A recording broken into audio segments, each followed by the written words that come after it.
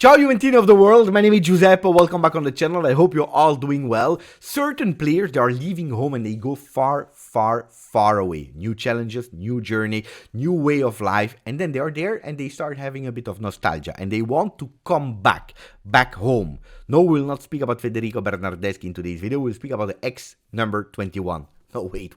Paulo Dybala will not come back to Juve. Ex-number 21 of Lazio, the other team from Roma. We are speaking about Sergej Milinkovic-Savic, that is pushing hard to come back after feeling a bit of nostalgia, wants to come back in Italy. Are there real chances for him to come back to Serie A? Real chances for him to finally wear the black and white of Juve? We'll speak about that later in today's video. And also speaking about Jalo, first official day as a Juventino, and of course a new league that is starting since Sunday, where we have beaten Lecce 3-0. We are on top virtually over Inter +1, and now it will be mind game. So maximum of like, don't forget to subscribe, make that community bigger, a community that is having fantastic people. Why? Because we have people that are absolutely not selfish. I was contacted by Roberto Stefano, that is a Juventino that is living in Canada, and he said, Beppe, thank you for all the content that you are putting. Me and my friend Paul, that is also living in Ontario, we are watching your videos every day. But today is the birthday of Paul, so can you please wish him the best? And I'm wishing the best. A happy birthday to Paul. Continue to love Juve, and thank you for all your efforts in watching my videos, because it's a big honor. So today I'm not asking you to put a maximum of like, but I will put a maximum of like on your day, wishing you the best. You know, there is a game that football content creators are doing, is actually comparing the community that they have and trying to understand if yes or no they are able to fill their lovely stadium. In our case, Allianz Stadium, with a bit more than 40,000 available seats. Well, in our case, we are still far away from that, because as we speak, we have 28,368 members on this channel, which is already fantastic. So what are the stadiums that we have already beaten? The good news, we have beaten a stadium from Torino, Stadio Olimpico from Torino. They have 28,177 available seats. So if we go with our entire community, we don't have enough seats to fill it. Great. Fantastic. We are more than the stadio of our cousins. We also beat the stadium in Portugal. We are speaking about Estadio do Bessa, the stadium from Boa Vista, which is beautiful. The next in line that we have to beat, and as soon as possible, is Rapid Vienne, because they have a stadium full capacity of 28,600. So I need your help to beat that one. Which are the next one in line that we want to beat is the one of Club Brugge. I'm living in Belgium, so if I can say proudly that we, with our community, are able to beat the 29,042 seats of Bruges, I will be happy. The next one in Italy is the one of Salernitana with 29,739. So I'm counting on you. Subscribe. Yesterday I had the honor to have 30 minutes live in English with Joe Ecceghini, new striker of Juventus Women. It was just epic and fantastic. If you want to know a bit more about Juventus Women, about who she is, raised in UK, born in the Netherlands, studied in USA, and now back to Europe in Torino in our club. She scored immediately a decisive goal.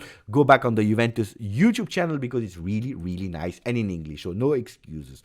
Guys, we have to speak about something sad, unfortunately, especially for a bit older people like me, because yesterday, unfortunately, Gigi Riva passed away, age 79, and all the front pages are putting his picture in big, and that's the minimum that they could do to respect a legend of Italian football.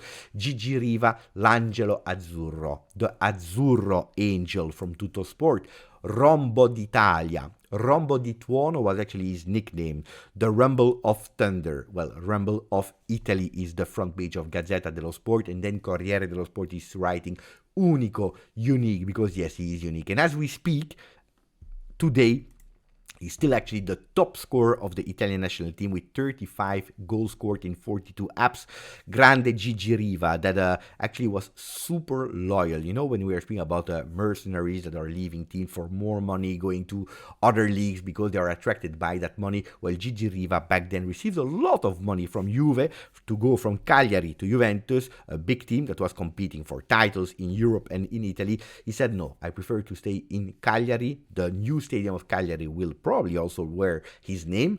Well, Gigi Riva, loyalty, but still there on top. And if you are curious and you want to know who are the next one there on top of Italian national team with the most goals, well, we have Meazza Giuseppe with 33, Piola Silvio with 30, and then we have two ex-Juventini, Alessandro Del Piero and Roberto Baggio, both at 27 goals. Also an important Gigi Riva. Why the importance of him? Because he was team manager of Italy for so many years. He was also there celebrating the World Cup with Gianluigi Buffon. So rest in peace to Gigi Riva. Minute of silence that I really want to respect, not here on the channel because you know it, we have to rush, but I want to do it in silence because he's an icon of football. Now we go to something else. We go to the first official day of Tiago Djalo that yesterday had a really busy day. Tiago Djalo with arriving to Torino, visiting the museum, going to J Medical to do all these things, doing some interviews in Italian already because he speaks Italian. And by the way, he speaks a lot of languages. He speaks English, French, Portuguese. He speaks 2 different accent and dialects from Creole, that are languages. He speaks Italian and he's also speaking a bit of Spanish. And you know what his next target? Learning Mandarin.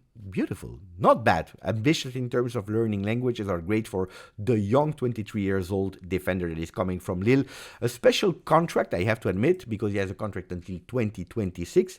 The new number 33 of Juventus. Well, there is a possibility to even extend not for 1 but for 2 years until 2028. Medical tests were great. He said it also yesterday. My knee is doing great. I'm ready.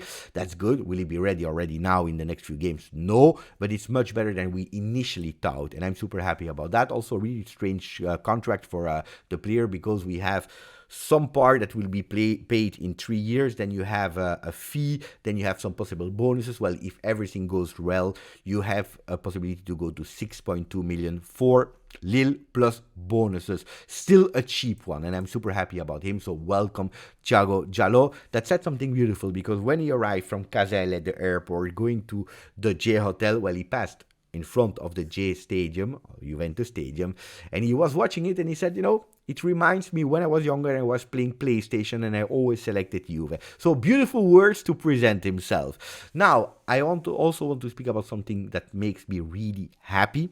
Unfortunately, but it makes me happy, is that in Italian football, finally, they are seeing the light. Why? Because the total Italian football are going towards these racist episodes and they are going towards my idea. Don't punish the clubs when they don't have the responsibility, but punish the individuals. So everyone is going towards a system where you punish the individuals. Individual doesn't mean one person, but whoever was wrong, these people need to be punished. And Udinese, after Juventus, is taking the same rule in saying we have already individuated, we already recognized the first one, it's not the only one, but the first one, that person will be, by the state, be punished for 5 years, not going to the stadium and probably something else. But we as Udinese, we are taking the responsibility to ban that person for life. And I think that that's the right step in the right direction. For what reason? Because what is worse for a stadium fan, for a football fan, to know that forever he will never be able to enter his stadium. People will start thinking twice before doing stupid, disgusting thing. Anyway, we go to Juve. I told you about Juventus in Vetta. Juventus first in the stadium. I told you about the fact that now it will be mind games because it's still virtually, but Juventus is there at +1 of Inter. And now we'll have to have cool-headed to play against Empoli. You know, they won 3-0 against Monza. They are doing much better than when they faced us in the beginning of the season. Juventus will have to be strong, not having shaky legs, paying attention. We'll have to do it against everyone. Well, against everyone is maybe a big word. Why? Because since yesterday, the world is upside down. I start seeing things that I never experienced in my life. I already told about that a few weeks ago with all the mistakes from referee that were actually benefiting Inter, with some people from other teams that were stopping to judge Juve and to finger point Juve, but starting to watch a bit in the Nerazzurri home, finger pointing the team of Marotta. You know, the league has received a new name in Italy since a few days, since a few weeks now, the Marotta League with a new logo. Actually, I don't know if it's funny or not, but actually they are saying we want to support Juve for the title. We are not speaking about the small teams. We are speaking about all the big accounts from big clubs like Milan, like Napoli. You see that new logo that yesterday popped up on internet and went on the front pages everywhere. Well, Juve, Milan, Napoli all together. We also saw, you know, some kinds of anime from Dragon Ball where you have Sangoku that is there creating that mega ball with the support of all the world citizens. Well, this time they are represented by supporters from other teams, from Lazio, from Napoli, from Milan, from Roma, all giving their energy because they want Juventus to win the Scudetto over Inter. Guys, this is something I never experienced in my life. I repeat, it's something incredible. And I will tell you, I don't trust it. I don't trust it too much. So thank you for your support, but we will do it together, between us, between Juventini. It's nice that you are thinking about us, but I prefer to go towards the people that I trust since I'm born, the people that I have every time suffer together, enjoy together. These kind of alliances, no grazie. We go to another one. Why are you speaking about Marotta Liga? Why are all these things happening, the world upside down? Because yesterday, the Supercoppa in Saudi Arabia was won by Inter 1-0 in the added time against Napoli. They won it. You see Lautaro Martinez lifting that trophy, number 5 trophy of Supercoppa for Simone Inzaghi, that is now actually the one that won the most, record holder, and we know it. When it's cup game, Simone Inzaghi is strong. Before starting to speak about the episodes and why people are crying, I have to say that Inter was stronger. Honestly, they were stronger. Look at Pavard, that didn't play too much this season because of an injury, because he needed to adapt to Italian football. Look, and yesterday was the best one on the field, with that assist to Lautaro Martinez, but also top performance. So they have rotational players. They can say Inter, I know, but we don't have. Look at, we have Aslani in the midfield, on the bench, we have Arnautovic, we have Sanchez. They are strong. And yesterday they deserved that win because they were much stronger than the Napoli that went back to initial route, going to 3, if not 5-man defense, trying to defend everything.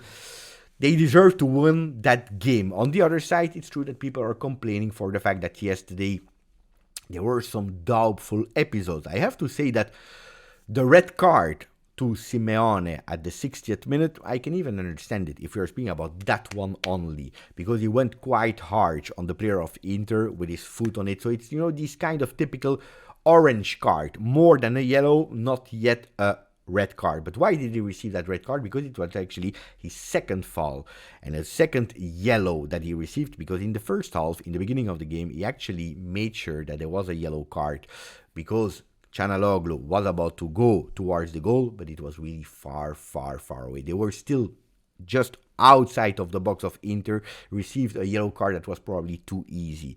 That other second card was a valid one, but it's not even that, because you can even say yes, but according to the rules, you can give them 2 yellow cards. It's a red, it's deserved for Napoli, it is what it is. What they are most crying about is the fact that it's not the same judgment, because Çalhanoğlu in the first half, I believe he did like 4 fouls where he could have received a yellow card. He didn't receive any. He had to wait until the second half to receive the first yellow card. Probably that would have been the second, the third, maybe even the 4th yellow card, and probably also Inter should have finished that game with 10 men. And that's what other fans from other teams are a bit complaining about. Yes, it was not the second yellow, or the second yellow was there for Simeone, probably the first one not, but it's a difference in judgment, as we saw in a lot of episodes this season. And that's what is still here. People are complaining about, like yesterday, Mazzarri show on the bench of Napoli. Well, I have to say that according to me, I don't know. Honestly, I don't know. I didn't see big, huge episodes. You can discuss yes, you can discuss no. I saw much worse thing this season. It's true. The referee was not a great one. He received a 3 on the ratings of the papers. But I think yesterday was not even the biggest thing anyway. Juventus will have to be strong. We know it, with our support of the other ones or without support of the other ones, we'll have to be strong. What is Juventus thinking about? Well, strikers. If it's true that Federico Chiesa will probably also miss Empoli, we are working to keep him and to have him on the bench against Inter. Same for Rabiot, taking all the precaution of the world to not risk and Chiesa and Rabiot. Whereas to that Keane will also not participate in that game, because he's going closer and closer and closer to go to Atletico Madrid. 400,000 euro will be actually the fee that Atletico will pay to Juve to have him until the end of the season, plus taking the remaining part of the salary that has to be paid, and then he will come back to Juve. Coming back to stay or coming back to leave in next summer, we will discover it. One that could come back is, of course, Federico Bernardeschi, but I promised you that I didn't want to speak too much about him, so the other one that could potentially come back in Serie A is Sergej Milinkovic-Savic, as we started the video with this intro. What Sergej Milinkovic-Savic is in Saudi Arabia, We have already the first player that after 6 months gave up and wanted to come back to Europe. We are speaking about Henderson, that was also close to Juve.